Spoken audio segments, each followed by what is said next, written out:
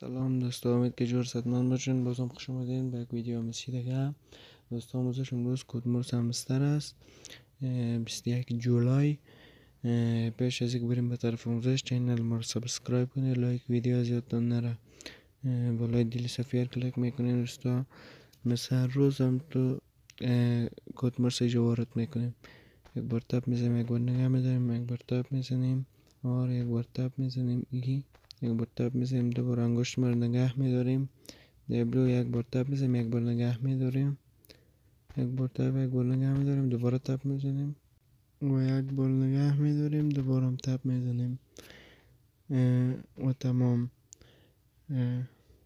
خب ببینید دوستا، یکان در داخل بازی چیزای جدید اضافه شده. خب بالا سمت چپ بلوز کلیک میکنیم، صفحه بر ما باز میشه. میتونیم برای همسر خود لباس بخریم و اینجا هر رقمش هست. من برای شما توصیه نمیکنم بخره، خودم هم نخریدم، من نمیخرم. شما هم دلتان خواسته میتونید با قسمت بالا برای همسر خود لباس بگیرین.